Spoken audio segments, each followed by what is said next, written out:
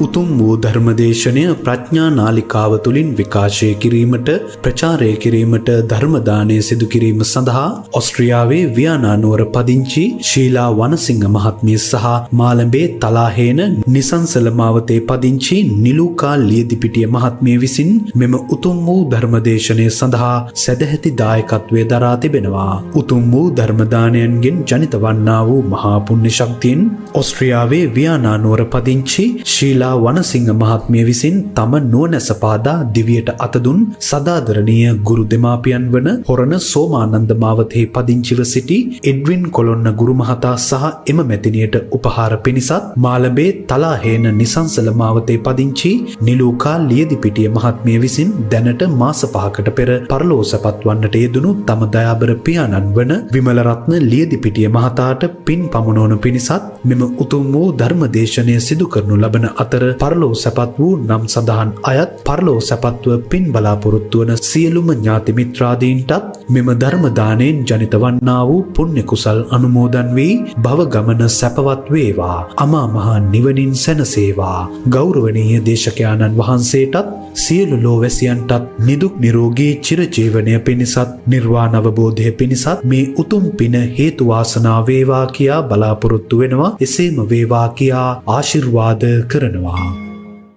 නමෝ තස්සේ භගවතෝ අරහතෝ සම්මා සම්බුද්දස්සේ. නමෝ තස්සේ භගවතෝ අරහතෝ සම්මා සම්බුද්දස්සේ. නමෝ තස්සේ භගවතෝ අරහතෝ සම්මා සම්බුද්දස්සේ.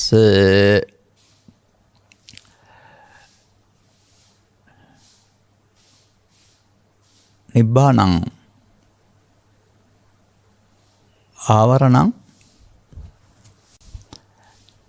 නීවරණෝති උච්චතේති. ධර්මානුශාසනාවෙහි සදහැවර අනුග්‍රහක දායකත්වය දරන්නා වූ භවතුන් ප්‍රමුඛ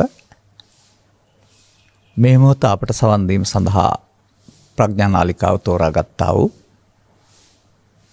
ලක්වාසී ලෝවාසී සදහැවර පින්නතුනේ, අනුග්‍රහක බෞතුන් අපට මාතෘකාවක් සහිත ආරාධනයක් කරමින් පංච නීවරණයන් පිළිබඳ පැහැදිලි කොට එය මෙලොවට මෙලොව පරලොව දිවියට බලපාන අයුරු පැහැදිලි කර දුන්න මැනවි.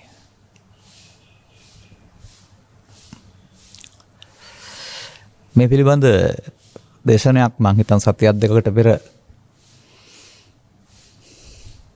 ධම්මානුපස්සනාව යටතේ නීවරණ පැහැදිලි කරමින් කළා. එනිසාම එම දහම් පෙළ ගන්න නැතුව වෙනම ආකාරයෙන් පැහැදිලි කිරීම සඳහා කල්පනා කරනු ලැබුවේ.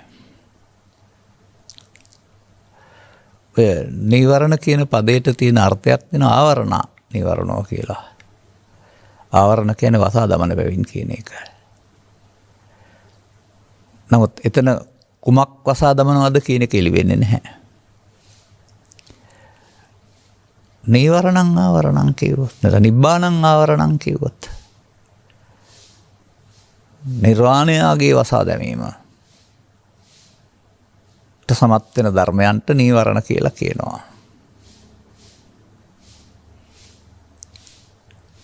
අර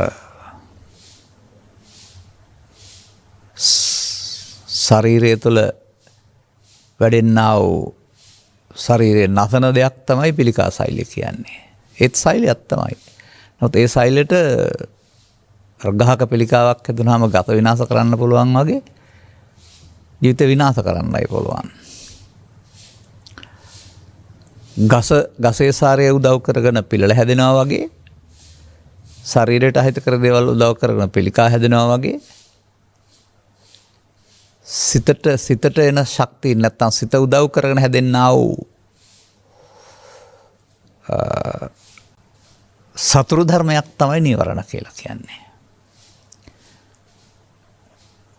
සමහර විට සතුරු වගේ පේන්නේ නැති වෙන්න පුළුවන්. මුහුණුවර මිතුරු නැත්තම් හිතකරක් සලසන මුහුණුවර වුණාට සංසාරික වශයෙන් ගත්කල් කරන්නේ නිවීම නම් වූ ස්ථානයට පත්වෙන්නට මිනිසාට ඉඩ නොදී වෙනත් පැතිවලට ඔහු ගෙනියන එක. ඉතින් මේ වචන පහ උද්ධර්මයේ පිළිබඳ විෂයාධාරපු ඕන කෙනෙක් දන්නවා පාඩමක් වශයෙන්. නමුත් ඔය පාඩමේ තියෙන වචන පහ තිබෙන්නේ පොතේ නෙවෙයි මිනිස් චිත්තසංතානයන්හි. එතකොට ඒවා මිනිස් චිත්තසංතානයන්හි වැඩෙනවා කියන එකේ තේරුමම අවැඩ පිණිස, අහිත පිණිස, දුක් පිණිස, පරලෝ දුක් පිණිස අවශ්‍ය ධර්මයන් අපි පෝෂණය කරනවා කියන එකයි. ඒක එහෙම සමාජය දකින්නෙත් නැහැ. ඒකයි මම කිව්වේ සමහර දේවල් ඔහුට හිතකර විදිහට තමයි පෙනෙන්නේ. නමුත් මේ හිතකර විදිහට පෙනුනට ඒවා සම්බන්ධයෙන් ඇති කරගන්නා වූ ඇලීම ගැටීම මුලාව වර්තමානයට පමණක් නොව අනාගතයටත් මෙලොව වශයෙන් පමණක් නොව පරලොව වශයෙන්ුත් දෙපැත්තකට බලපානවා. මේකේ පරලොව වශයෙන් බලපාන ආකාරයත් අහලා තිබෙනවානේ. දැන් සාමාන්‍යයෙන් ඒසනා කියලා කියන්නේ සොයනවට. එතකොට මිනිසුන් හොයනවා. ලෙඩට බෙහෙත් හොයනවා, නොමරී ඉන්න හොයනවා. එහෙමත් නැත්නම් මේක මේ පෘථිවිය ප්‍රශ්නයක් වුණොත් ඉන්ද්‍රයන්ට අභ්‍යවකාශයේ තැන් හදනවා, නැත්නම් වෙනත් ග්‍රහලෝක හොයනවා. තව නොයෙක් දේවල් හොයනවා.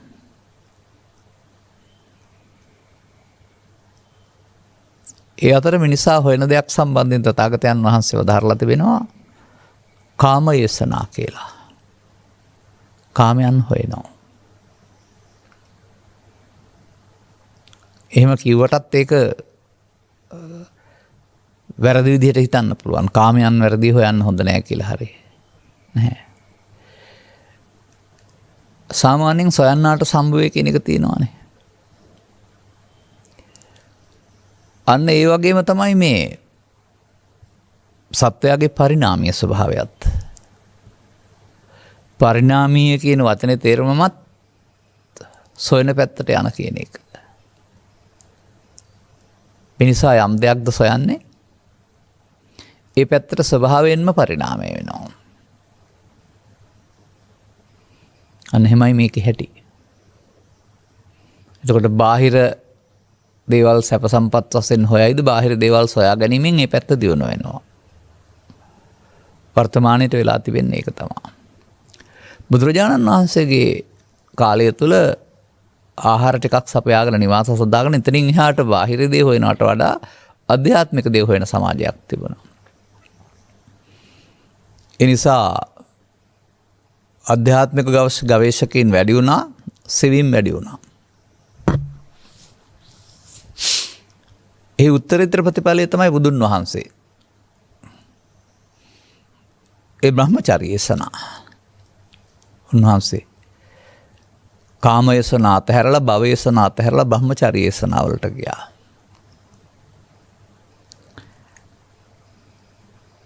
දැන් ලෝකේ උපදින මිනිස් වර්ගයාට ස්වභාවයෙන්ම යසනාවක් හුරු වෙනවා. ඒක සපයි කියලා උන් හිතනවා. කුමටද මෙලොවට එන්නේ?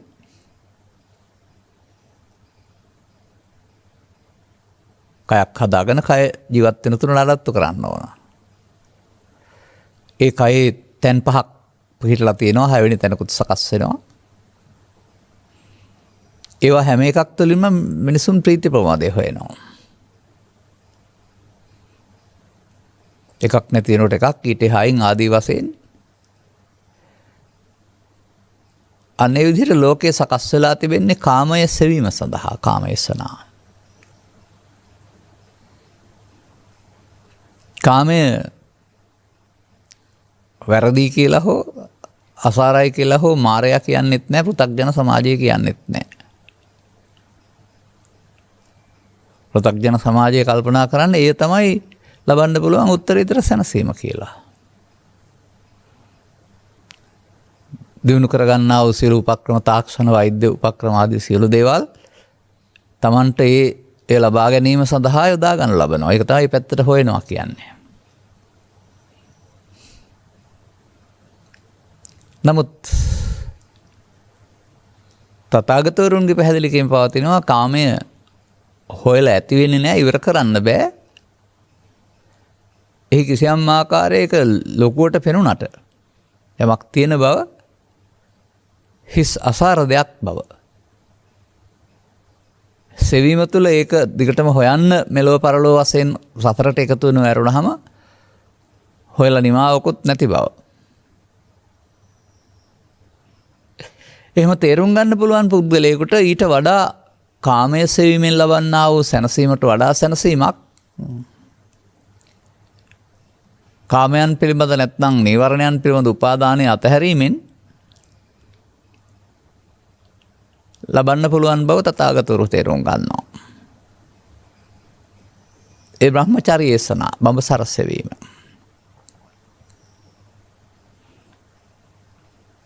දැන් මේ ඉල්ලීමට අනුව මේක පැහැදිලි කරලා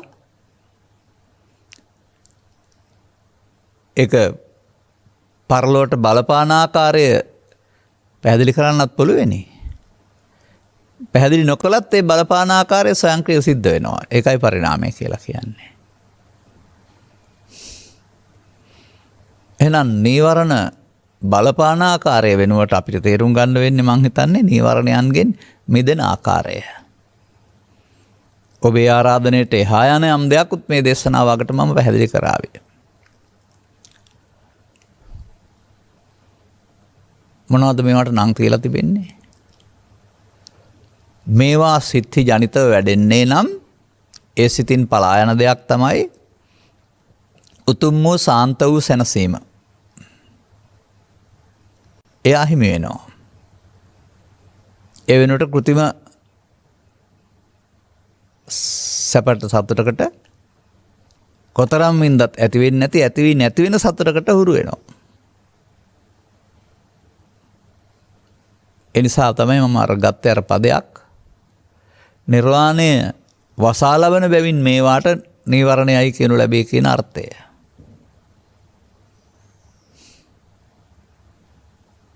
කාමච්ඡන්ද. ඡන්ද සාමාන්‍යයෙන් කැමැත්ත. නමුත් කාමච්ඡන්ද කියන එකේ තේරුම සීමාව ඉක්මවා ගිය ඇල්ම ලැබියාව. නැත්නම් බැඳීම කියන එක. ඒක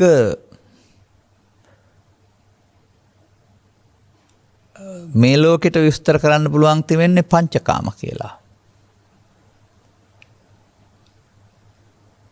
පරලෝකයට විස්තර කරන්න පුළුවන් තියෙන්නේ දුගතිකාම සහ දිව්‍යකාම කියලා. එතකොට දුගතිකාම සහ දිව්‍යකාම මිනිසාගේ කාම ඒසනාවේ අනාගතයයි.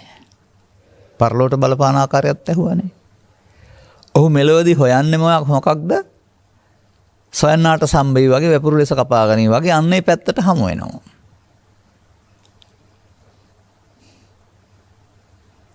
එතකොට කාමයට ඇති කැමැත්ත නැත්තම් දැඩි ඇල්ම කියන එක තමයි ඡන්ද කියලා කියන්නේ. නැත්නම් බුදුරජාණන් වහන්සේටත් කිඹුල්වත්පුරට වඩින කැමැත්ත, දන් අනන කැමැත්ත, ධර්ම දේශනා කරන කැමැත්ත, සතපෙන කැමැත්ත. ඒකට කාම කියන්නේ. කාම කියන කොටස කතා කරන්නේ අහිතකරයි කියලා කාම උපාදාන කියන අර්ථයෙන්. කාම ඡන්ද කියන එකේ තේරුමත් ඒක තමයි. අර ඡන්දා දෝසා බය මොහා ඒකේ පෙන්වන්නේ ආගතියට ගියයිද කියලා. ඡන්දෙන් දේශෙන් බොහෙන් යමෙක් පාර පිටපණීද කියලා. ඒ පාර පිටට යන එක තමයි කාම ඡන්ද කියලා කියන්නේ. එතකොට මිනිසාට පස්දොරක් හමු වෙන්නේ පස්දොරෙන් ලෝකේ හඳුනා ගන්න. නමුත් ඔහු කල්පනා කරන්නේ ඒවට හමු වෙන දේවල් වල ඔහු වෙන සැප තියෙනවායි කියලා ඒවා නැවත නැවතත් ලබා ගැනීම සඳහා ඒ සඳහා ගිජුකමක් ස්ථිතිරෝපණය කරගන්න එක. එතකොට පස්කම් සුවයට තියෙන කැමැත්ත. ඒකද මේ සමාජයේ බැලුවම ඕන කෙනෙක් සාමාන්‍ය සමාජයක ඒකට තමයි ඔක්කොම කරන්නේ. ඉගෙන ගන්න, රැකියාවක් ගන්න, ගෙවල් දොරවල් හදාගන්න, යාන වාහන ගන්න, විවාහ වෙන්නේ සුවසේ ඒක භුක්ති විඳින්න.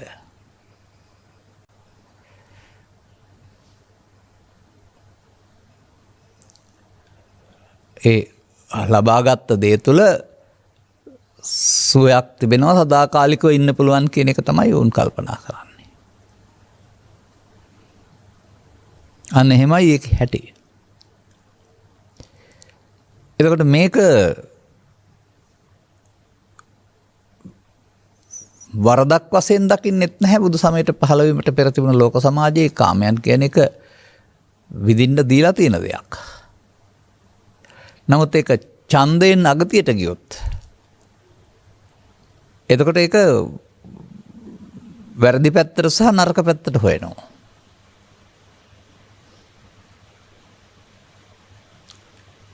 ඒක කොහොමද අපි තේරුම් ගන්නේ? මිනිසාට පස්දොරක් ලබා දී තිබෙනවා. මිනිස් වර්ගයාට ස්ත්‍රී පුරුෂ භාවයක් ලබා දී තිබෙනවා. ඔවුන් එක් වී අනාගත පරපුරක් හදන්න ඕන වෙනවා. ස්වාභාවික පරිණාමීය දේවල්. ඒ පිළිබඳව කල්පනා කරලා බැලුවොත් මානන් දකින්නේ ස්වභාව ධර්මයේ පිළි අරන් තියෙනවා. ඒ ද්විත්ව බෙදීම. තනිව ජීවත් වෙන්න දීලා නැහැ. මිනිසා කියන්නේ ද්විලිංගික සත්වයක් නෙමෙයි. නමුත් උන්ට දීලා තිබෙන්නේ හරියට සමසමව. ස්ත්‍රී වර්ගයා 50ක් වෙනකොට පුරුෂ වර්ගයා 50යි. එහෙනම් ඒකේ සීමාවක් දීලා තියෙනවා.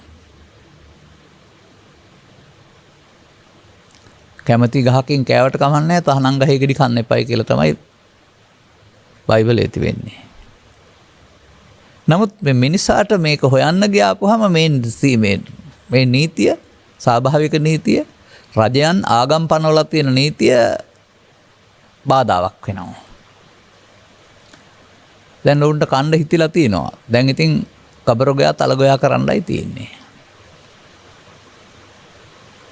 කාමයන් ස්වාභාවිකව විකෘතියක් නොවන ආකාරයෙන් විඳින්න තමයි අර ස්ත්‍රී පුරුෂ භාවයක් දීලා තියෙන්නේ. නමුත් ඒකේ කාම මිත්‍යාචාරය කියන වචනයක් යටතේදී ඒ සීමාවන් ඉක්මවා යමින් අර ඒක පුද්ගල ඒක විවාහ වෙනකොට බහු විවාහ නැත්තම් නීත්‍යානුකූල විවාහ නැති වුණත් බහු භාර්යා බහු පුරුෂ ඒසනාවක් ඒක සැප තියෙන නිසානේ තවදුරටත් හොයන්නේ. මට මතකයි ඔය මේ වයම් පළාතේ ප්‍රධාන රෝහලක මරණයක් සිදු වෙනවා. බැලුවහම අයිතිවාසිකම් කියන්න නීත්‍යානුකූල බිරියන් 4 දෙනෙක්. ඔහුගේ ජීවත් වෙච්ච ප්‍රදේශවල 4 පැත්තක 4 දෙනෙක් හදාගෙන දැන් ඔහු මොනවද හොයලා තියෙන්නේ? ඒකෙන් පෙන්වන්නේ.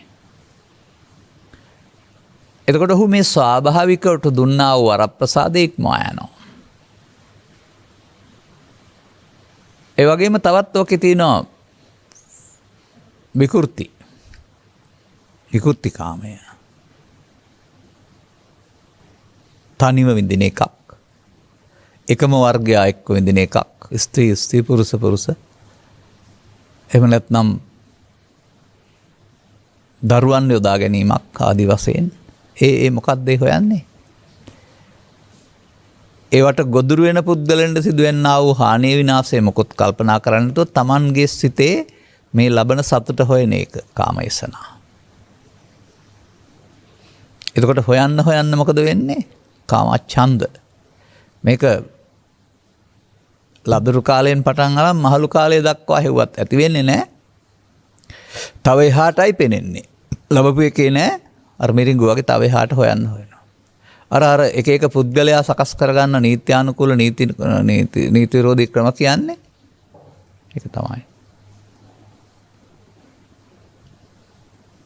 දැන් මේක කියනවා අපි තව වචනයක් ලෝභ කියලත්. ලෝභ කියන්නෙත් ඔය වචනට අදාළ අර්ථයක් තමයි අල්ම කියන අර්ථය. එතකොට සීමාව ඉක්මවා එයයි මිනිසා ලබන්න ඕන දේ අනික සියලු දේවල් යොදාගෙන එයයි කරන්න ඕන කෙනාගෙන් ගත්තම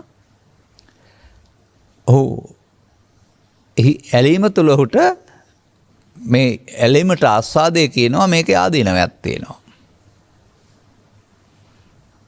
ඔහු හෙව්වේ සදාචාර සම්පන්න නිත්‍යානුකූල එකක් නෙවෙයි. එහෙනම් ඔවුන්ට ගැළපෙන පැත්තට පරිණාමය වෙන එක තමයි එබඳු බහු සේවනය සහිත සත්ත්ව කොට්ටාස තියෙනවා. ඔවුන්ට ওই නීති බලපාන්නේ. ඒ වගේම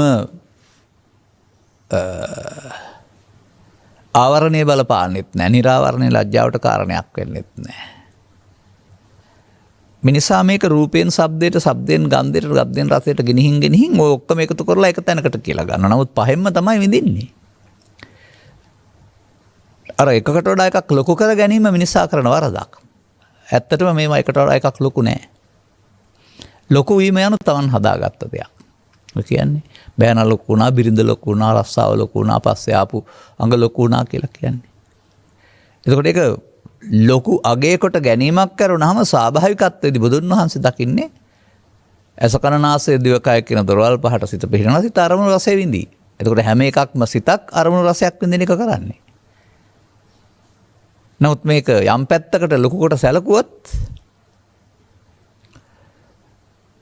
මේ පරිණාමීය ස්වභාවය තථාගතයන් වහන්සේ දැකව දාරනවා. මේ ශරීර ස්වභාවයන්, ඕපාතික ස්වභාවයන් නැත්නම් විවිධ සත්ව ස්වභාවයන් ඊට අදාළ ආශාවට ගැළපෙන පරිදි හදන්නා වූ කූඩුවක් කියලා. තණ්හාව නැතු වඩුවා විසින් නොපෙන්නන උදාන වාක්‍ය පෙන්නලා. ගහ කාරක දිට්ඨෝසි කියලා. ගෘහ කාරකෙක් ඉන්නවා. කාරකයා පුද්ගලයා නෙමෙයි, හොයන පැත්තට නිර්මාණය වීම. අන්න ඒකයි මේ සදාචාර සම්පන්න සමාජයක කාමයන් හැවීමේදී සීමාව පිළිගත යුත්තේ.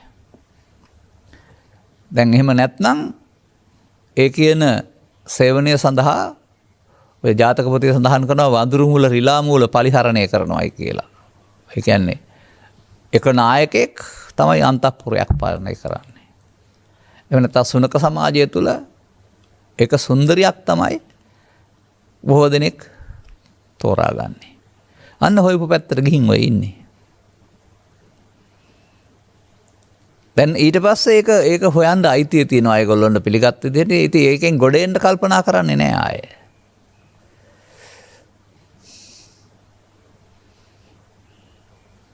එහෙම ගිහින් මගේ ළඟට ආපු අය නම් මම ආපහු මෙහාට එන්න පුළුවන් විදිහට ඒකේ අන්තය හොයන පැත්ත පාලනය කරන්න සහ අප කෙරෙහි පැහැදීමක් කල්කරන ආපහු වෙන්න පුළුවන් විදිහට මනස සකස් කරනවා අපි දන්න නිසා. එහෙනම් අන්න විකෘති කාමයේ ආස්වාදයේ ආදීනවේ අර තියෙන්නේ. සෝකායස වේදෝ පරම්මරණ දුක්ගතින් උප්පජ්ජති නිරයන් උප්පජ්ජති කියලා හැම තියෙන්නේ ඔය. තිරච්ඡාන යෝනින් උප්පජ්ජති. ඒ හොයපුවාම තව පැත්තකට හොයනවා. පුණ්‍යකාමී. එහෙම නැත්නම් යහපත් ක්‍රියාකාරකම් කරලා ඒ සතුට හොයනවා. රූපෙන්, ශබ්දෙන්, ගන්ධෙන්, රසෙන්. ඒකත් කාමය. නමුත් ඒකේ සදාචාර සීමාවන් තිබෙනවා. එතකොට ඒ පැත්තට හෙව්වහමත් මිනිසා සෑහීමටපත් වුණා නම් මිනිසාගේ මට්ටමටත් ඊටත් වඩා එහාට පුණ්‍යවන්ත වුණා නම් දිව්‍යකාමයේ විඳින්න පුළුවන්. දිව්‍යකාමයේදී ඉදිරා යන සිරකුත් නැහැ. නමුත් රූප ශබ්ද ගන්ධ රස පංචකාමයේම තිබෙනවා. අදාළ සිතන්න විතරයි සිතුවාම පහළ වෙනවා. මහා භද්‍රගටයේ අප්‍රක සුරවිදෝනය කියන වචන වලින් සඳහන් කරන්නේ කොහේ හරි ඒවා තියලා තිනවා අත ගාපුවාම හම්බ වෙනවා කියන එක නෙමෙයි සංකේතවත්. නින්දදී ඔබට ආහාර ගන්න හිතුනොත් ආහාර රස දැනෙනවා. උත්සවයේ ශ්‍රියක් දැක්කොත් උත්සව සතුට දැනෙනවා. එතකොට ඒ කොහෙන්වත් සපෙලාද? අදාළ බාහිර ලෝකෙන් අදාළ දේවල් හදාගත්තාම ඊට පස්සේ සිතින් සැපේනවා.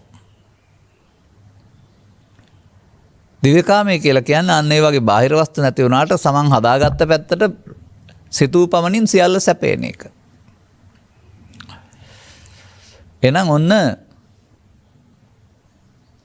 කාමේ නැත්නම් ලෝභය කියන කාරණාව මෙලොව වශයෙන් සහ පරලොව වශයෙන් බලපාන ආකාරය. කාමච්ඡන්දය. එතකොට ඊට එහා ලෝකෝත්තර සුවයක් පිළිබඳව හිතන්නට සත්තුන්ට කොහොමත් ඕන කමක් නැහැ. මිනිසාටත් මේවට ගිජු වුණොත්. අන්නර පරිණාමීය ලක්ෂණ කියන්නේ ඒකයි. දැන් බුදුන් වහන්සේ පහළ වුණ සමාජයේ ආහාර ටිකක් හොයන නිවසක් සදාගෙන ඒ පහසුකම් සලසගෙන ඊට එහා දෙයක් සිත ඇතුලේ හොයනවා. නමුත් නූතන දියුණු වෙන තාක්ෂණය සහ වෛද්‍ය විද්‍යාව සියලු දේවල් උදව් කරගෙන ඒ විඳින්න දීලා තියෙන එකෙන් ලැබෙන්න පටවන්න තියෙන බර අයින් කරලා කාමයේ පමණක් විඳින්නට තවත් බාහිර ක්‍රමත් යොදා ගන්නවා. බාහිර වශයෙන් යම් යම් දේවල් පැළඳවීම නැත්නම් යම් යම් ශල්‍ය කර්මයන් තියෙන්නේ. මොකටද ඒ? කාමයන් නින්දින්න නෙමෙයිද? සමහර අය ඉතින් මේ පරිණාමීය ඒකවුරුමය ඉවත් කරලා නීති වලින්ම හදා ගන්නවා 4-5 දෙනෙක් 6-7 දෙනෙක්. අන්න කන්න හිතුණා දැන් කවර ගයා තල ගයා වුණා. අනතුරුව මේක විඳින්න නම් ආගම නමින් දීපු දන්න ඕන. එතකොට 72ක් හම්බ වෙනවා කියලා තව උගන්වනවා. එතකොට ඒ වෙනුවෙන් දීපු දන්න ලෑස්ති වෙනවා. මොකටද අර කාමයේ විඳින්න. කාමාසක්ත.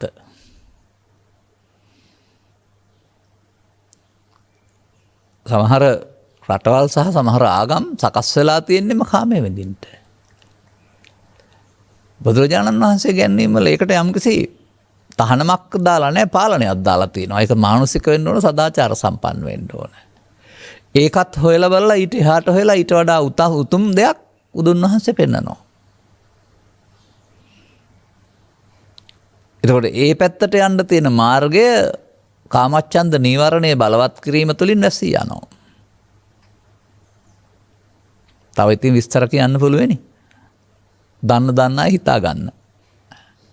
නොදන්න අය දැනගන්න ඕනෙත් නැහැ. දරුවන් ඒවා පිළිබඳ එච්චර තේරුම් ගන්න ඕනෙත් නැහැ සවන් දෙනවා නම්.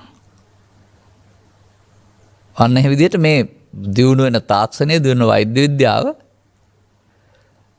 ලෝකෝත්තර සැප පිණිස මේ මාර්ගයක් සලසන්නේ නැහැ. නැවත නැවතත් මේ විඳීමට තව ටිකක් කල් ජීවත් වෙන්නට, බෙහෙත් හේත් හොයලා මහලු නොවි සිටීමට, ලෙඩ නොවි සිටීමට පුළුවන් නම් අවුරුදු 300ක් ජීවත් වෙන්න හොයාවි. මොකටද? බ්‍රහ්මචාරී යතනාවට දේ හොයන්නේ නැහැ. කලක් කෑමෙන් ඉන්ද්‍රිය දුර්වල වෙනකොට අස්කම් පේන්නේ නැහැ, කන් ඇහෙන්නේ නැහැ. මේවා අඩපණ වෙනකොට අඩපණ නොවි තව කල් විඳින්න. බලන්න. එතකොට ඊළඟ වචනයක් තියෙනවා. ඒකට කියනවා ව්‍යාපාද නැත්තම් ව්‍යාපාද කියලා. ඔය ඉතින් අපිට ඔකට අකමැත්ත, අමනාපය, තරහව, ක්‍රෝධය, වෛරය එහෙම කියලා දාන්නත් පුළුවන්. ගැටීම, පටිඝය.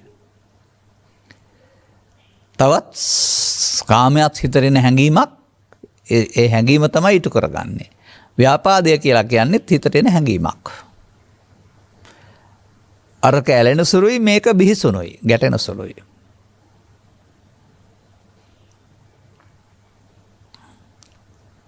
එතකොට චිත්තාභ්‍යන්තරයේ හටගෙන වැඩි දියුණු වෙන එක සහ වැඩි දියුණු වීම තුළින් යලිත් වතාවක් ඒ ප්‍රතික්‍රියාව දක්වන්නට අවශ්‍ය හේතු තබමින් චිත්තාභ්‍යන්තරයේ හේතු සංගවමින් යලි ගන්න පුළුවන් විදිහට සකස් කිරීමකුත් තිබෙනවා. හටගත්ත දේ ස්වභාවයෙන් නැති වෙලා යනවා. ඒක මිනිසාට ලබා දීමේ තිබුණා උත්තරීතර වරමක්. ඒක පාවිච්චි කරනවා නම් හොඳයි. හැඟීම් වශයෙන් මියාන එක. මතකේ අමතක කිරීම නෙමෙයි. නමුත් ඔහු ඒ හැඟීම් වශයෙන් මිය නොයා ඒ හැඟීම් වශයෙන් ඉතුරු කර ගන්නවා ආපහු පසුව ගන්න. පසුව ගන්න තිබුවාම ඒකේ තවන දෙයක් තැනක් නැති වුණාට හේතු වශයෙන් ඉතුරු වෙනවායි කියලා තියෙනවා පුංචි අනුසය කියන වචනයකින් යම් හේතු වශයෙන් තිබුවාම ආපහු හිතට එනවට පරිඋත්ථානය කියලා කියනවා. ආපහු ක්‍රියාවට නගනවට විතික්කම කියලා කියනවා. අන්න ඒ විදිහේ සිත ඇතුළට යමක් තිබුවොත් තීපදේ ආපහු පස්සේ එනවා. පසුදාට අවුරුද්දකින් දෙකකින් මේකට නැවත උපදිනවායි කියලා කියනවා. කාමච්ඡන්දයත් නැවත උපදිනවා, ව්‍යාපාදයත් නැවත උපදිනවා. නැවත උපදින්න සකස් කරන්නේ අපි විසින්. ඒ නැවත විඳීමේ ඇලීමේ ඕනකමක්, ගැටීමේ ඕනකමක් තිබෙනවා නම් මට නැවත මේක තවත් තියෙනවා නම් හොඳයි කියලා එහෙනම් ඒක විසින් මතු විඳින්න අවශ්‍ය අවකාශය හදලා දෙනවා. නමුත් ව්‍යාපාදයේ මිනිසා මිනිස්කමෙන් පහත් තැනකට ගෙනියනවා. ඒක මුල් වෙන්නේ යහපත් ක්‍රියාකාරකම් සඳහා නෙමෙයි අයහපත් ක්‍රියාකාරකම් සඳහා. එහෙනම්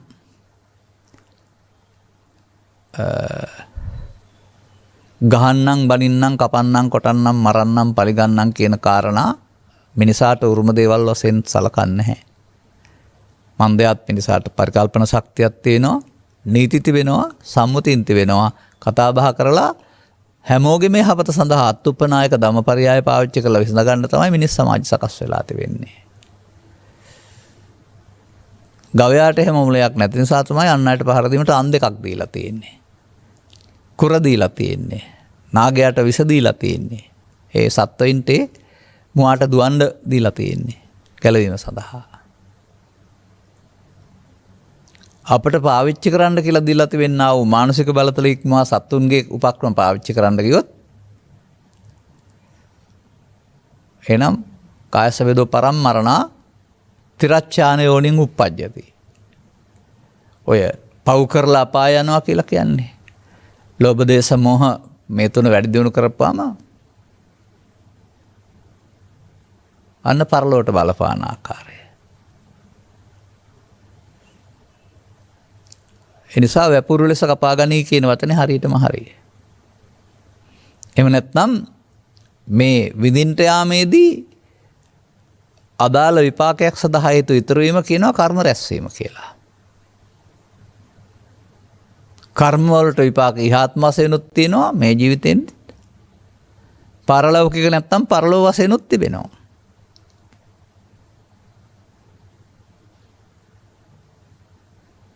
ඒක සමාජය දකින්නේ නැහැ.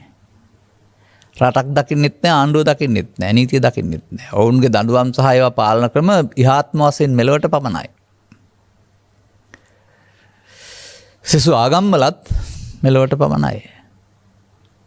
පරලෝ විපාක කියලා එකක් පෙන්නන්නේ අදාක ස්වර්ගය හෝ නිරය කියන ඇරුණාම. හින්දු දහමේ තමයි යම් ආකාරයකට ආත්මය නැවත උපදිනවා කියලා පුනර්භව කියන සංකල්පයක්වත් උගන්වන්නේ. ආගමෙන් ආගමෙන්ට වෙනස් වෙන ඉගම්මේ වල පුංචි වෙනස්කම්. නමුත් තථාගතයන් වහන්සේ කියන්නේ මේ සතා පරලෝ යනවා කියනවා කියන්නේ. ආත්මේ පරලෝ යනවා කියන්නේත් නැහැ. මේ හේතුවල ඵල. මේ හේතුවල ඵල. පව් හේතුවල පව් ඵලය, පින් හේතුවල පින් ඵලය, කාම හේතුවල කාම ඵලය, ද්වේෂ හේතු ව්‍යාපාද හේතු ව්‍යාපාද ඵලය. හේතු ඵල එතකොට.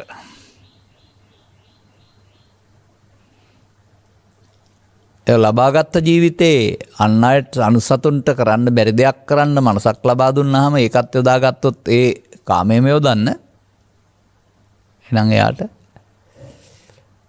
මිනිස් ජීවිතේ ඊට වඩා දෙයක් හොයන්න තියෙනවා. ඒ ගැන අවධානය යොමු කළේ නැහැ.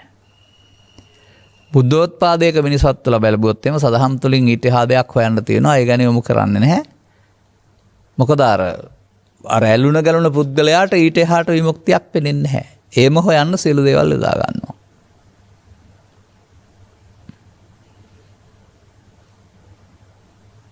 එතකොට තීන මිද්ද කියන කාරණාව නම් මෙලොවට පරලොවට බලපාන කාරණයක් වශයෙන් නෙවෙයි විග්‍රහ වෙන්නේ. අධ්‍යාත්මික ගමන් මගට බාධා වෙන කියන එක.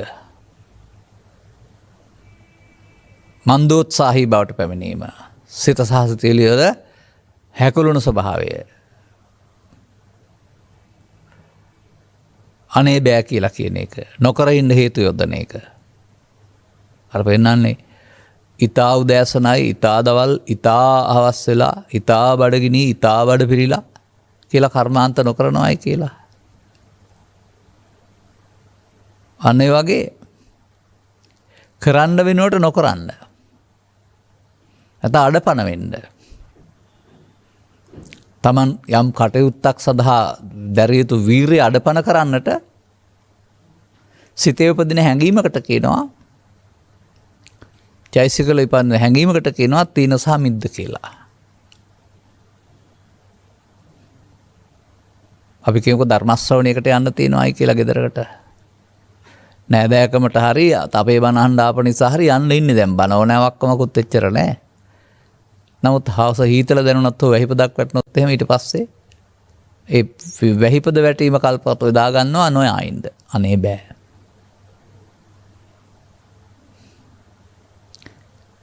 මොකද අර ධර්ම ශ්‍රවණයේ ගැඹුරු පැත්තක් පිළිබඳ රුචිකත්වයක් නැතිකම. බයිසිකල් රේස් එකක් හරි හරි සම්දර්ශනයක් හරි තියෙනවා කිව්වොත් එහෙම ඒ වෙලාවට ආවරණයක් ඕනෙත් නැහැ වැස්සේ හරි ගිහින් හිටගෙන ඉන්නවා. එතකොට අර කම්මැලි වෙන්නේ නැහැ. අර ධර්මයේ සෙවීම වෙනුවට ධර්මයේ සනාව වෙනුවට කාමයේ සනාවල හැටි අර. මේ රටේ ඉතින් උපන් අය අතර ධර්මයේ සොයන අයත් ඉන්නවා. තැනින් තැනට 7 8 10 12 පොලකට ගොස් මට ඒ වෙලාව තියෙන සමහර තොරතුරු වල අවුරුදු 25ක් තිස්සේ හෙව්වයි කියලා හැමත් කියලා තියෙනවා. දන් දුන්නා, සිල් රැක්ක, භාවනා කළා. අපි පදපරම කියලා හිතන් හිටියේ. එහෙම කියලා. ටිකක් දුර යනකොට ඒක නම් වෙන්න බෑ කියලා හිතනවා ඒ නිසා තෑරියා කියලා. ඔය ෆයිල් ගණන් තොරතුරු තියෙනවා මගේ ළඟ. දුරකථන පණිවිඩයක් එහෙම දුන්නා නම් ඒ වෙලෙම කතා කරනවා. නමුත් ලිපියක් ආවොත් ලිපිය ලියන්න තරම් මට විවේක නෑ ඉතින්. නමුත් එහෙම තොරතුරු හම්බ වෙනවා. ඒ නිසා මේ ආධ්‍යාත්මික ගමන් මගට විතරක් නොවේ පාඩම් කරන්න ගියාමොත් මේ මන්දෝත්සාහී වීම නැත්තම් තීන මිද්දේ බලපානවා. දරුවන්ට විශේෂයෙන් ඕනනම් පැහැදිලි කරන්න පුළුවෙනි. රුචිකත්වයක් නැත්තම් අභ්‍යාසයට ප්‍රිය බවට ඊට වඩා රුචිකත්වයක් තිබෙන්නේ කාටුන් චිත්‍රවලට නම් පොඩ්ඩක් වෙලා යනකොට ඇස් දෙකට නිදිමත එනවා. දැන් ඉතින් දැන් පුටුවේ ඉඳගෙන පොත් කියවුවා ඇති ඇඳට යනවායි කියලා පොතත් තරම් ඇඳට යනවා. දැන් මේ සිත වංචනික කරන හැටි දැන්. ඊට පස්සේ ඇඳට ගිහින් පොත කියවනකොට නිදිමත එනවා. දැන් ඉතින් පොත පපෝඩින් තියාගත්තාම ඇස් දෙකට පිය වෙනවා. දැන් අම්මා හරි තාත්තා හරි ඇවිදින් පොරෝනේ පොරෝලා යන්න ඕනේ දැන් පාඩම් කරන්නයි ගියේ නමුත් නිදි. එහෙම නැත්නම් දැන් බෑ හෙට උදේට පාඩම් කරනවා කියලා හිත කියනවා. උදේ ඇහැරෙනකොට 6:00මාරයි පාඩම් කරන්න වෙලාවක් නැහැ. අන්න එහෙම හෙටට කරන්න කල් දාන එකත් ওই කම්මැලිකම වැඩක් තමයි. ඒ නිසා දරුවන් තේරුම් ගන්න අද කළ යුතු දේ හෙටට කල් නොදමනු. සිත විසින් වංචනික ධර්ම හදලා පෙන්වන්න පුළුවන්. හෙටට කරනවායි කියලා. ඒක සිත විසින් ඔබ කරපු රැවට්ටීමක්. ඒකත් අධ්‍යාත්මික ගමන් මගේ නුනාට අධ්‍යාපනය කරා යන ගමනේදී බාධාවක් නොකරන්නට දෙපැත්තටම බලපානවා ඒක. එතකොට ඒවා චිත්තාභ්‍යන්තරයේ රෝපණය වීම තුළ බලවත් වෙනවා. ඒ හැඟීම් බලවත් වීමට තමයි ආවරණ කියලා කියන්නේ. ඒ ආවරණයන් තුළ ඊට එහා දෙයක් තියෙන බව බ්‍රහ්මචාරී දේශනාවක් මිනිසුන්ට හොයන්න පුළුවන් බව එහෙම එකක් තියෙන බව එමත් නැත්නම් බුදුන් වහන්සේ වදාළ පරිදි මිනිසාට මේ අරමුණේ ඉපදී නැසන විඳින්නා වූ කෙටි කාලීන සුව වෙනුවට ඉපදීමකුත් නැතිමකුත් නැති ජාජරා මරණ දුකුත් නැති තවත් සැනසීමක් තිබෙන බව හොයන්න මේ ධර්මයන් දෙන්නේ නැහැ.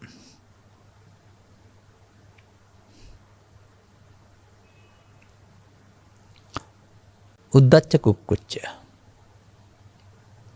තවත් වචනයක්. කාමච්ඡන්ද, ව්‍යාපාද, තීන මිද්ද, උද්දච්ච කුක්කුච්ච. මේ තවත් ඔබට බලපාන කාරණයක්. උද්දච්චයි කියන වචනේ පාවිච්චි කරනවා උද්දච්ච මිනිස්සෙක් කියලා ටිකක් අර ආඩම්බර කාරකමට. ඒක ආඩම්බර කාරකම, අහංකාරකම. නමුත් පාලිය උද්දච්චය කියන වචනේ පැහැදිලි කරන්නේ ඒකට නෙවෙයි.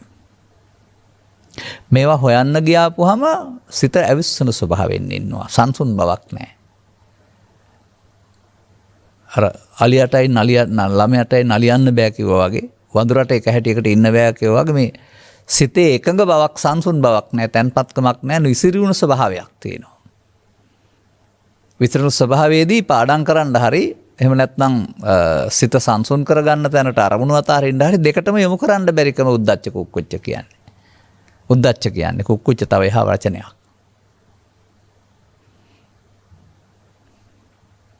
දැන් දරුවන්ගේ ලෝකෙ ගත්තම අවුරුදු 20ක් 25ක් යනකල් නොමිලේ කන්න බොන්න දෙනවනේ අම්මලා තාත්තලා. පුළුවන් වුණත් බැරි වුණත්. ඒක කිසියම් ආකාරයක අත ජීවිතේ පිනක්. ඒ ටික උදව් කරගෙන තමන්ගේ අනාගත සකස් කරගන්න අවශ්‍ය වෘත්තීය සුසුකමක් සඳහා අධ්‍යාපන සුසුකමක් ලබා ගැනීම නෙමෙයි ඉගෙනීම කියලා කියන්නේ. අද වෙන මොකක්වත් නෙමෙයි යෝග. ඔය සාමාන්‍යයෙන් ඔය කොළ වලට කියන්නේ එක එක දම් පාට කොළ හරි නැත්නම් නිල් පාට කොළ හරි කියලා. මොනරෝ ඉන්න කොළ එහෙම කියලා. ඔය කොළ වැඩිපුර ගන්න පුළුවන් ක්‍රමයක් ඔය උගන්වන්නේ. එතකොට පහසුවෙන් පාරිභෝගික භාණ්ඩ ගණන් වැඩි කියා අවලාද නගන්න ඕනේ නැහැ. තියෙනකොට දීලා ගන්න පුළුවන්.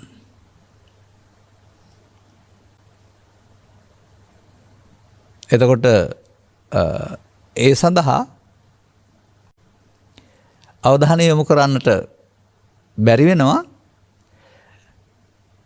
ගණිතයට හෝ විද්‍යාවට හෝ තාක්ෂණික අයවට වඩා වෙනත් දෙයක් ඔබේ හිතේ තිබුණොත්. කාටුන් චිත්‍ර හෝ අයෝමය පුරුෂයෝ දිසා බලන් ඉන්න එක හෝ අනේ වගේ විකෘති දේවල් ලෝකේ නැති දේවල් ඒවට කැමති වෙනවා. එතකොට රසවත් ආහාරයේ තියෙනකොට අනිත් අය නිරස වෙනවා වගේ ඒක හොයනකොට අරක අමතක වෙනවා.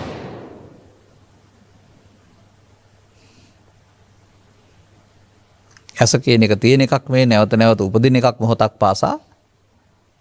එතකොට රූපවාහිනී තිරයක් වැනි කාරණයක් දැස බලන් ඉන්නේ තියෙන රූපයක් නෙමෙයි නේද දිලිසෙන උපදින නැතන රූපයක්.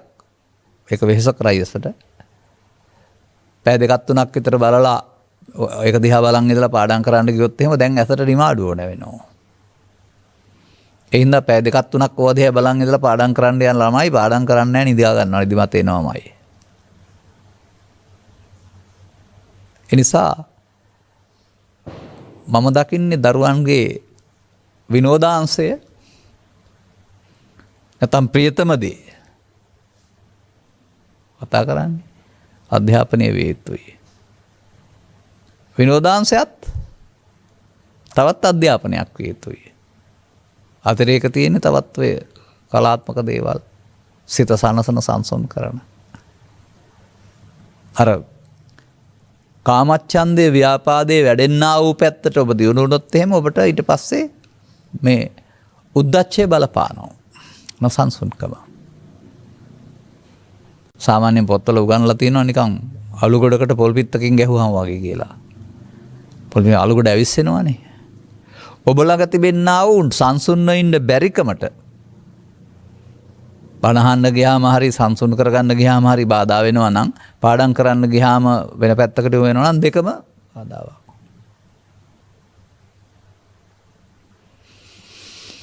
කුකුස තවත් වචනයක්.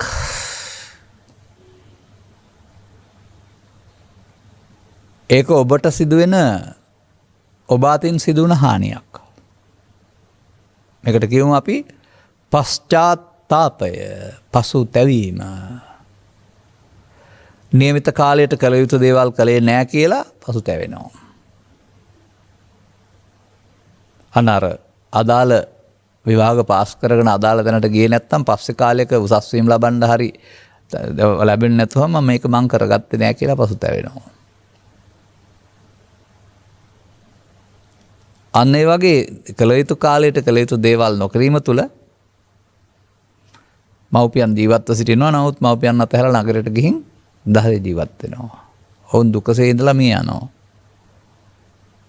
දැන් එවදීන් ලොකට ගේ හදලා හරි ලොකට පින්කමක් කළාට හරි හදවත පසුතැව දෙනවා. අපි වෙනින් අවුරුදු 25ක් අම්මලා තාත්තලා මහන්සි වුණා අපිට ඒක අවුරුද්දක් බලා ගන්න බැරි වුණායි කියලා දැන් පශ්චාත්තාපය උපදිනවා. නැත්තම් කිසියම් ආකාරයක ව්‍යාපාදයට බලවත් වෙලා අපරාධයක් කරනවා. ඝාතනයක් හරි තව මොනවා හරි. දැන් ඊට පස්සේ මහවුළු ගෙදරට ගිහින් තනියෙන් ඉන්න වුණාම මතක් වෙන මොහොතක් පාසා සිය දහස් වාරයක් මෙරි උපදිනවා. බෙදෙන්න බෑ පෘථග්ජන පුද්ගලයාට. ඒක හිතට එනකොට ඒක සිතවිල්ලක් නෙවෙයි සිද්ධියක්. දැන් දැවෙන්න ඕන. කළ වැරදි ගැනත් පසුතැවිලි තියෙනවා. නොකළ යහපත ගැනත් පසුතැවිලි තියෙනවා. ලබාගත් ජීවිතය තුළ. එතකොට ඒ තැවිල්ල කියන්නේ සිතට හැඟීමක්. ඒක දුකක් දැවෙනවා. එතකොට ඒක තුලිනුත් මේ හැම එකක්ම සිතට එන්නේ. සිතට ආවහම ඒවට අදාළ ලෝභ දේශ මොහ හැඟීම් මගින් ඔබ දැවෙනවා තැවෙනවා. ඒ හැම එකක් තුළම ඔබට හිමි නිවීම වැසී පවතිනවා.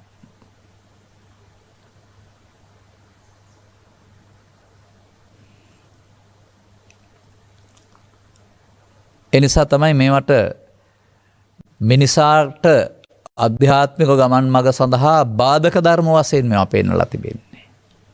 නමුත් මොකක්වත්ම දේවල් නෙමේ. හැම එකක්ම සිතුවිලි. කාමච්ඡන්ද කියන්නේ සිතුවිල්ලක්. ව්‍යාපාද කියන්නේ සිතක් සිතුවිල්ලක්. තීන විද්ද කියන්නේ සිතක් සිතුවිල්ලක්. උද්ධච්ච කුක්කුච්ච කියන්නේ සිතක් සිතුවිල්ලක්. එහෙනම් මොනවද ඒවායේ තියෙන ඔය උතරම් ඔය විවිධත්වයෙන් යුක්ත වේදනා දෙන්නේ? ඒවට කෙනෙක් දෙයක් තැනක් උසස් පහත් කියලා දීපු අගය එකතු කිරීම. උපේක්ෂා සහගත වෙන්න බැරි වුණා මේවට අන්තවාදී අගයන් ඔබ එකතු කරනවා. තව පදයකුත් තියෙනවා. විචිකිච්ඡා. විචිකිච්ඡාවත් ඉතින් විවිධ පැති වලට පොතෙත් විස්තර කරලා තිබෙනවා. සාමාන්‍ය අම්මා තාත්තා ගැන හරි බිරිඳ හරි සැකයක් නෙමෙයි මේ කතා කරන්නේ. සංසාර ගමන් මඟ පිළිබඳව, පරලෝක පිළිබඳව, අපාය දෙවි ලෝක පිළිබඳව, බුදුන් පිළිබඳව, සද්ධර්මයේ පිළිබඳව, ධර්ම න්‍යාය පිළිබඳව එක එක්කෙනාට ප්‍රශ්න තියෙනවා. සදහම් පොතපත තිබුණාට, ධර්ම දේශනා කෙරුණාට මේ ජීවිතයේ අවසන් භවය වේවා කියලා ප්‍රාර්ථනා කරනවට හෝ කරගන්න හොම් බයයි. එහෙම විශ්වාසයක් නැහැ. තථාගතවරු සදහම් හෙළි කරලා තිබුණාට, සද්ධර්මද්වීපය කියලා රාජ්‍යානුග්‍රහයතු පොත්සක්න සංරක්ෂණය කරලා තිබුණාට ඕක පෙරලන්නේ නැතුව අනාගත බුදුහාමුදුරුවෝ හම්බෙන්න යන්න පාරක් හදනවා. ඒ අපේ බුදුන් සැක නිසා නේද? ධර්මයේ ඉගෙන ගත්තට අනුගමනය කරන්න බයයි. ධර්මයේ ගැන සැක නිසා නේද? එහෙම පැත්තකුත් තියෙනවා.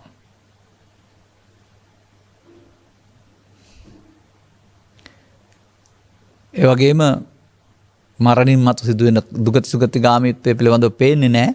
සැක තියෙනවා සමහර අයට. කවුද යන්නේ මොනවද යන්නේ? ඔබේ දැක්මෙන්. කවුරුවත් යන්නෙත් නැහැ මොනවත් යන්නෙත් නැහැ.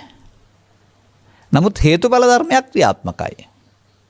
ඒක හේතුඵල වශයෙන් බලන හැරුණාම මනුස්සයම තිරසනෙක් වෙනවා කියලා කතා කළාට මනුස්ස ශරීරය පොළොවට පස්සු නැරනවා කොහෙවත් ගියායි. අනේ හේතුඵල න්යාමය මෙලොවින් පරලොවට සම්බන්ධ කරන්න පුළුවන්කමක් තිබෙනවා මේ සිතින් අල්ලගන්න උපාදානය කරන වරද නිසා. උපාදානේ බං විස්වා ජාති මරණ සම්භවේ. ජාති මරණ උපාදානය. සෝපාදානස්සකෝ හං මච්ච උත්පත්තිම් පඤ්ඤාපේමි. දැන් කාමච්ඡන්දයත් තීන මිද්දයත් උද්ධච්ච කුක්කච්ඡයත් සියල්ල උපාදාන වෙනවා. උපාදාන කියන එකේ තේරුම මොකද්ද? අනාගත පැවැත්මට අවශ්‍ය බැඳීමක් ඇති කරනවායි කියන එක. අන්න එහෙම මෙලෝකේ මේවා භාවිතා කරන්න පරිහරණය කරන්න සීමාවක් දීලා තිබෙනවා. ආගමෙන් හෝ නීතියෙන් හෝ සදාචාරයෙන්. අර මුවාවරණ නොපළඳා එළියට බහින්න එපා සදාචාර සම්පන්න නැහැ කිව්වට මුවාවරණ නැතුව මිනිස්සු කරනවා. අත්‍යවශ්‍ය ගමන් නැරුණාම වෙන කොහත් යන්න එපා කිව්වට ඉන්න බැරුව ආපහු වන්දනා ගමන් පවා යනවා. නීති කැඩීමනේ. අන්න ඒ වගේ මේ මිනිසාට දීලා තිබුණා වූ ආරම්ම රසය පිළිබඳව නීතිය කඩාන ඊට එහාට යනවා. දැන් නීති කැඩුවහම ඒ නීතිය තමයි රතුවිර කියලා කියන්නේ කැඩුවහම උපාදාන කියලා කියනවා. උපාදාන පත්‍ය ඕන එකකින් භව භවච්ඡා ජාති. අන්න එතකොට මිනිසා විසින් දී තිබෙන සම්පත් මධ්‍යස්ථ උපේක්ෂා සහගතව භුක්ති විඳින්න නැත්නම් ලෙන්ගතව ඒවා පිළිබඳව නීවරණ මට්ටමින් භුක්ති විඳින්න ගියාපුවම ඒක තමයි සසර හදන පාර. ඔබ මේ කරපු කිව්ව ක්‍රියාමාර්ගයන්ම අනාගතයට පවත්වන යන්න ඔබට කයක් ඇතුව හෝ කයක් නැතුව අනාගතයක් හැදෙනවා. Taman මේ ලෝකෙ විඳපු ආකාරයෙන්. එනිසා බුදුරජාණන් වහන්සේ මේ සිතේ හටගන්නා වූ ධර්මතා ටික අර මණික අතර හැදෙන්නා වූ පලිඟුව වෙන්නේ නැති මණික් කපන්න පුළුවන් වගේ පලිඟුවටම මිනිසාගේ ශරීර ශක්තිය තුළ වැඩෙන්න ඕන යහපත් චතු ලක්ෂණ කුසල චෛතසික කියන වශයෙන් සඳහන් කරනවා මානව හිතවාදී. ඒවා වෙනුවට මේ ශක්තිය අරන් මේවා වැඩෙනවා. ඒ වගේනොත් මානව හිතවාදී සමාජයක් හැදෙනවා මේ වරුණාම මිනිස්සුන්ට කරදර හිරිහැර. මිනිසාට හිරිහැර කරනවා වද දෙනවා. ඉතින් නීවරණ ධර්ම කෙනෙකුගේ හිතේ 5ක් තියෙන්නත් පුළුවන් 4ක් තියෙන්නත් පුළුවන් එකක් තියෙන්නත් පුළුවන්.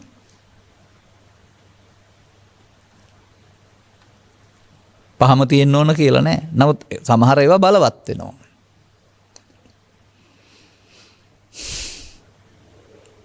එතකොට ඔය ඔක්කොම ක්‍රියාත්මක වෙන්නේ පුද්ගලයේ ස්වභාවයේ හා යමින් මමත්වයේ තුල.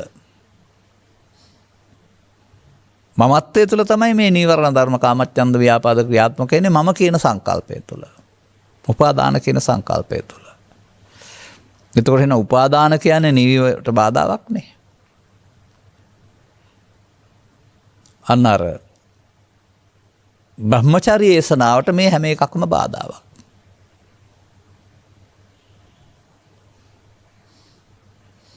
එනිසා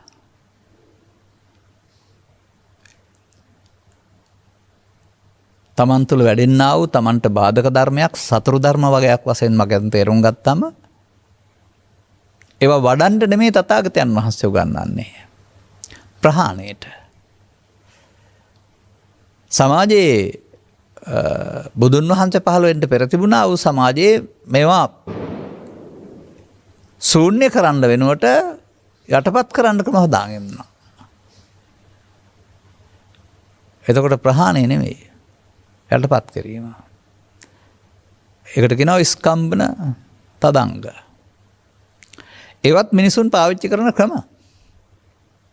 සත්‍ය හොයාගන්න බැරි වුණාම. ඒ ඉස්සර දෙය හදුනහම කොට්ටේ මාරු කරන්නේ ටිකක් වෙලාවට පාර. එහෙම නැත්නම් වෙනත් ප්‍රතිකාරයක් ගන්න. ඒ වලට හොඳයි. ඒ වලට ප්‍රතිකාරය ගත්තයි කියලා ඊළඟ දවසට හැදෙන්නේ නැද්ද? නැවත හැදෙනවනේ. එතකොට කෙටි කාලීන පිළියම්.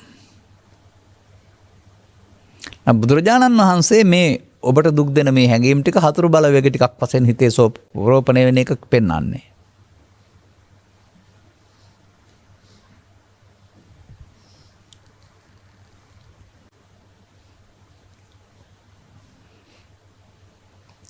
එනම් මිනිසා ජීවත් වෙන්න ඇවිදින්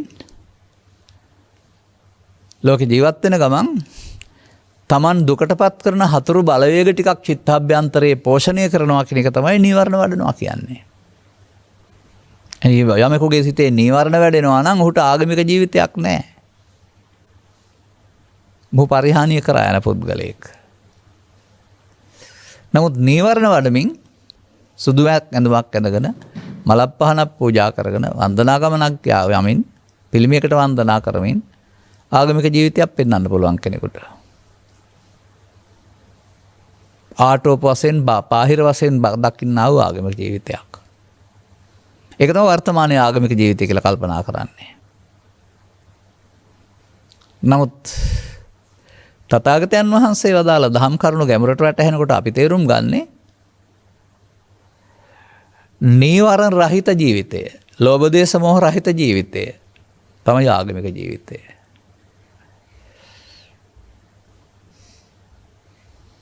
මේ විවිධත්වයේ තියෙනා වූ පීඩා වෙනකොට උපසමය තුල හම්බ වෙනවා සමාන.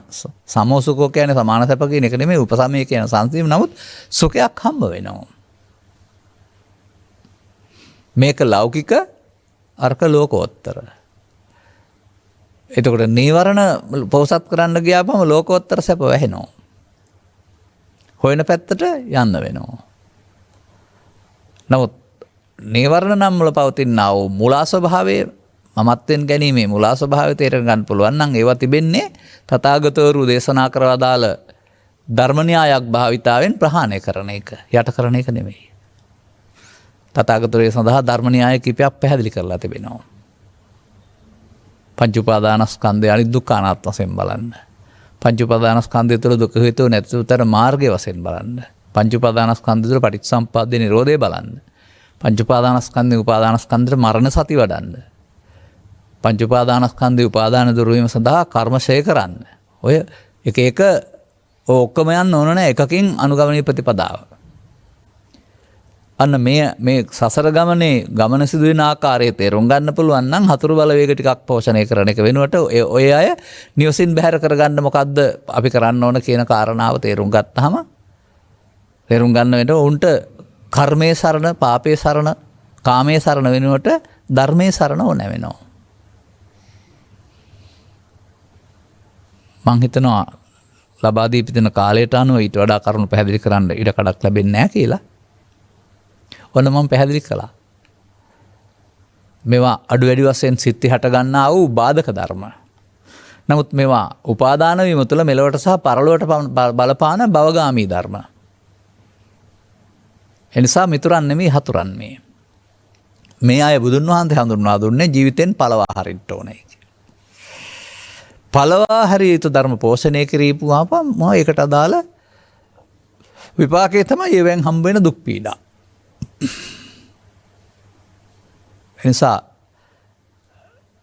ලබාගත් ජීවිතයේ නීවරණයන්ගෙන් මිදෙන්න මොකද කරන්න ඕන කියන කාරණාව තේරුම් ගන්නට තවත් ධර්ම දේශනාවන් කෙරෙහි අවධානය යොමු කොට ඔබට ඔබ ගලවා ගැනීමේ වගකීම පැවරී තිබෙනව තේරුම් අරගෙන අදාළ මග ගන්නට මෙම කරුණු පැහැදිලි කිරීම හේතු වාසනා වේවා කියන සුභාශිංසනයෙන් යුක්තව අපි කරුණු පැහැදිලි කිරීම මෙසේ නිමා කරනවා.